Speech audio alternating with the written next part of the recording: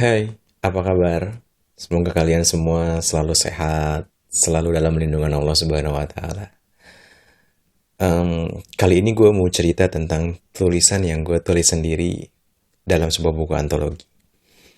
Jadi, ada beberapa antologi yang gue ikut, tapi yang paling gue antusias di dalamnya adalah buku yang berjudul Merangkul Ketidaksempurnaan.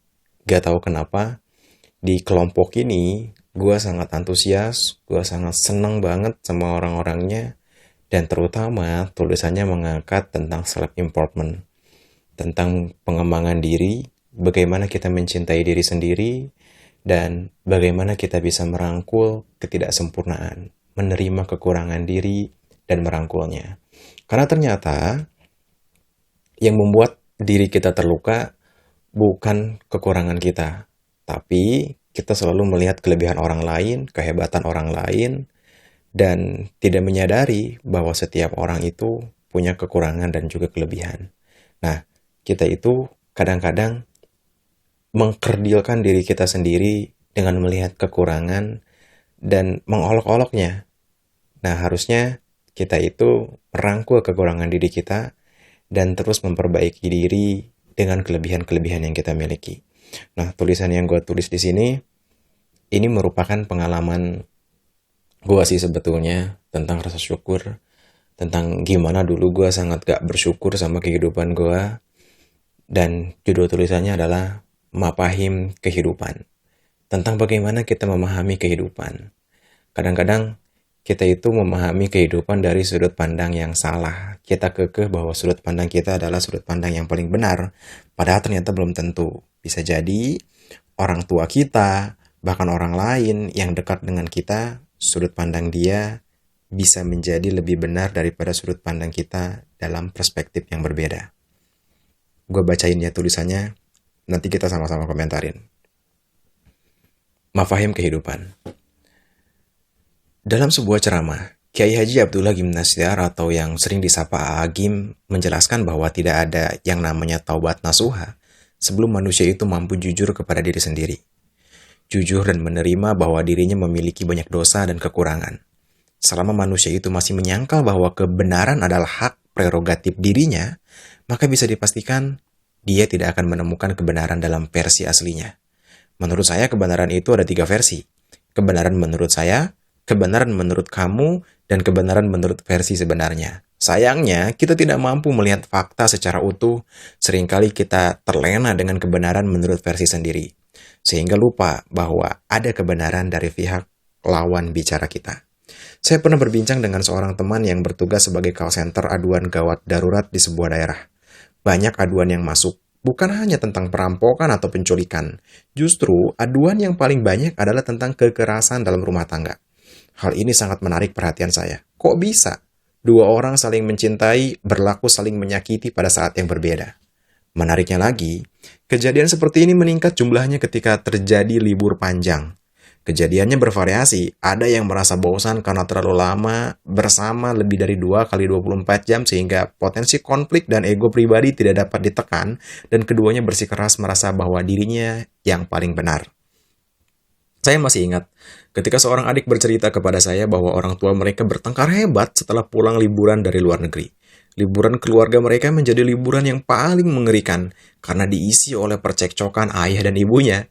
Hanya karena tidak pernah sepakat tentang makanan-makanan apa yang akan dimakan hari itu dan pilihan tempat wisata yang akan dikunjungi di pagi atau sore harinya.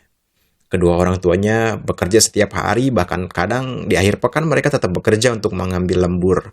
Hingga akhirnya muncul sebuah ide untuk liburan bersama, termasuk mengajak anak kesayangannya. Tapi liburan mereka berakhir dengan pertengkaran hebat akibat tidak pernah mau melihat sisi kebenaran dari pihak lain. Yang benar hanya dirinya sendiri dan pemikirannya sendiri. Mungkin mereka tidak pernah melihat satu sama lain selama menjalin hubungan rumah tangga karena waktunya habis untuk memikirkan pekerjaan semata. Bertemu di malam hari dengan tenaga sisa membuat mereka malas untuk saling menyapa, berargumen, dan mempertahankan ego. Tapi saat selalu bersama dalam waktu yang lama, mereka sama-sama tidak dapat membendung untuk merasa dirinya yang paling benar. Apakah ini terjadi pada hubungan yang lebih luas? Menurut saya iya. Bagi saya menjalin hubungan dengan orang lain ibarat menyalakan api dengan dua tongkat. Kita harus menjaganya tetap menyala untuk memberikan kehangatan. Tongkat itu harus agak sedikit berjarak tetapi jangan terlalu berjauhan.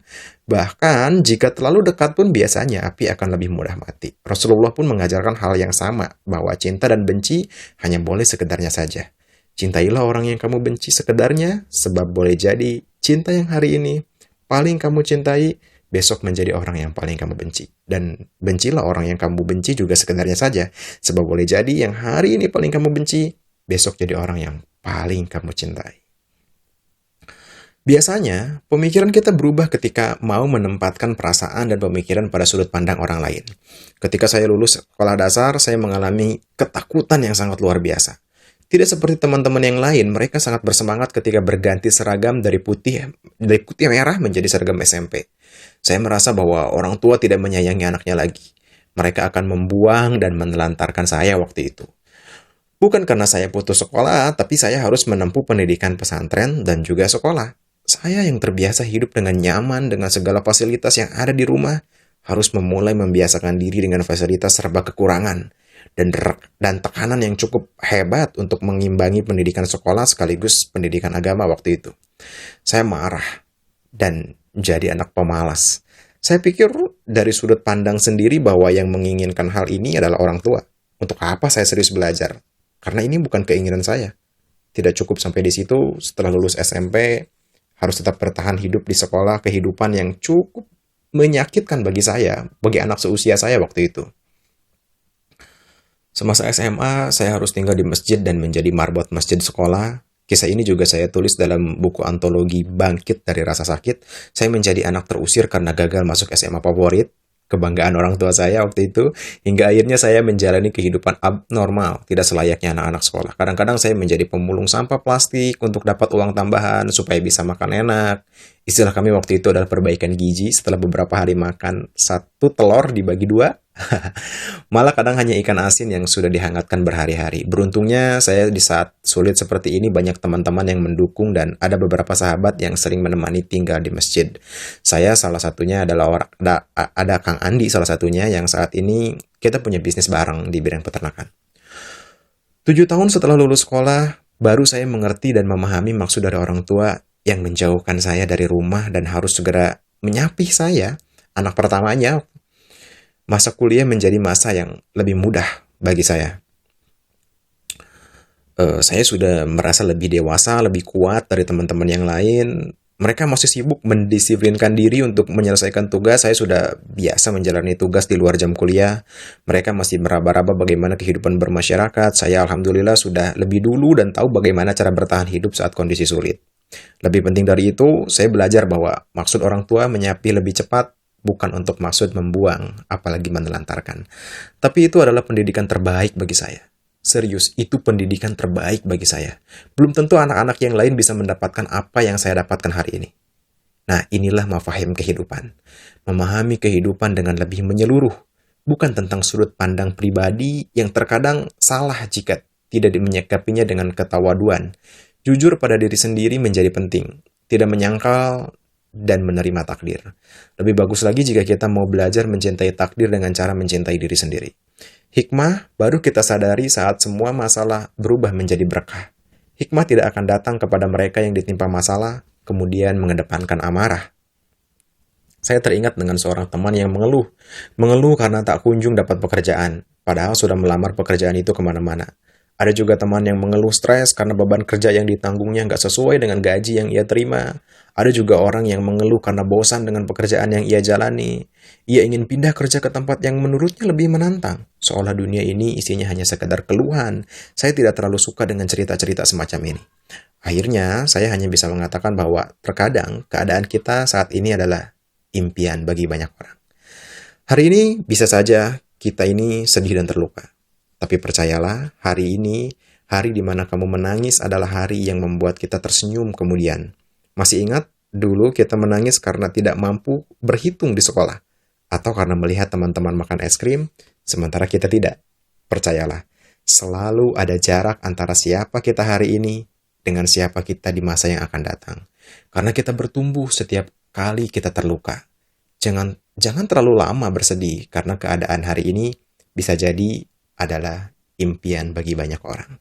Coba ingat-ingat lagi, apa hal dulu yang sering kita tangisin? Dan apa sekarang kita masih menangis karena hal itu?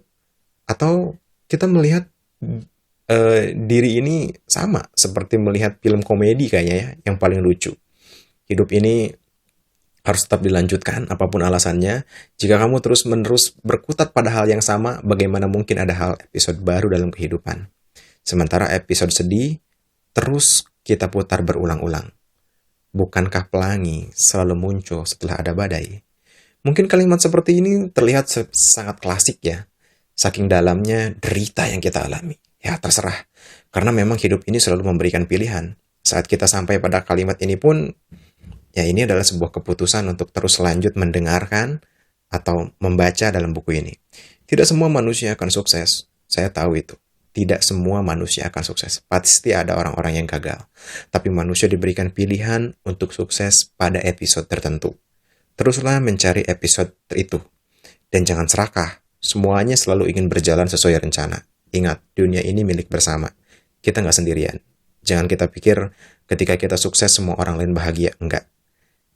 Kita akan dipaksa untuk menerima. Menerima bahwa tidak semua orang bisa kita bahagiakan. Menerima bahwa tidak semua orang itu akan menyukai kita. Menerima bahwa apa yang terjadi pada diri kita adalah takdir yang sudah Allah tetapkan. Menerima jika hari ini kita belum menjadi apa-apa.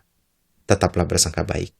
Sampai pada hari di mana kita lebih dewasa daripada hari ini, kita akan melihat teater komedi kegagalan demi kegagalan yang kita alami, bahwa saat itu kita menangis karena belum mampu mendengar suara Tuhan yang begitu indah, belum mampu mendengar rencananya yang begitu luas. Hanya aktor terbaiklah yang mampu memerankan skenario terhebat. Dan skenario terhebat itu Allah khususkan untuk kita. Tidak semua orang bisa dengan mudah menjalani kehidupan. Beruntung buat kalian yang masih punya orang tua yang bisa diajak diskusi, mengerti keadaan saat ini, atau teman-teman senior, mentor, dan guru-guru yang bisa ngasih pedoman dan arahan ketika kita berada di persimpangan. Coba lihat, berapa banyak di antara teman-teman kita yang kesusahan ketika dihadapkan dengan pilihan karena memang terpaksa harus menjalani pilihan itu dengan sendirian. Nah, seorang trainer pernah berkata bahwa manusia hidup dengan banyak sekali pilihan. Manusia sukses karena keputusan yang tepat saat memilih. Tapi sebagian lagi gagal karena juga salah memilih. Memutuskan apakah harus menikah atau lanjut kuliah demi karir yang lebih baik. Memutuskan memilih tempat kerja yang sesuai passion atau menghasilkan lebih banyak uang. Memutuskan apakah tetap berdiri dengan idealisme atau ikut arus dan berkompromi dengan realitas yang cenderung bersikap pragmatis. Sekali lagi, kita ini tetap beruntung meskipun berada di persimpangan dan dihadapkan dengan pilihan-pilihan yang sulit. Kita ini masih punya pilihan. Banyak yang hari ini terpaksa memilih jalan hidupnya tidak menyenangkan karena itulah satu-satunya pilihan. Selamat menjalani kehidupan yang mulailah melihat dunia tidak lagi sebagai dunia fiksi, melainkan medan perang yang harus ditaklukkan. Semoga kita semua terjaga dari pilihan-pilihan yang salah. Memahami kehidupan adalah tentang bertanggung jawab pada pilihan. Mencintai diri sendiri adalah tentang menerima ketika yang dipilih ternyata bukan yang terbaik menurut versi kita. Karena yang terbaik menurut kita belum tentu terbaik menurut Allah Subhanahu wa Ta'ala. Tetaplah bersangka baik dan teruslah bersangka baik meskipun ujian, rintangan, cobaan datang bertubi-tubi. Kita harus terus menguatkan pondasi akidah kita yang kadang-kadang melemah. Ingat bahwa bangunan 100 lantai itu tidak mungkin pondasinya hanya 1-2 meter saja.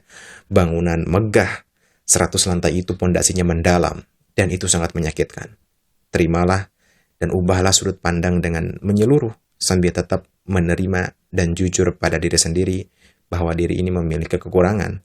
Karena porsi menerima kekurangan sama pentingnya dengan porsi mensyukuri kelebihan. Nah, itu adalah tulisan gue waktu nulis di buku antologi yang judulnya Merangkul Ketidaksempurnaan itu. Jadi gue di situ bercerita tentang betapa naifnya diri gue dulu yang marah sama orang tua karena nggak suka dengan didikannya mereka. Padahal ternyata itu adalah didikan terbaik yang pernah gue alamin. Mungkin teman-teman gue yang lain gak pernah ngalamin itu. Terakhir, kesimpulannya dari gue, jangan pernah berpikir bisa membahagiakan semua orang. Jika menghargai diri sendiri saja, kita belum mampu. Jangan pernah berharap orang lain berkata jujur. Jika jujur pada diri sendiri saja, kita belum bisa. Terima kasih, semoga bermanfaat, dan cerita ini seolah-olah adalah nasihat untuk diri gue sendiri. Thank you.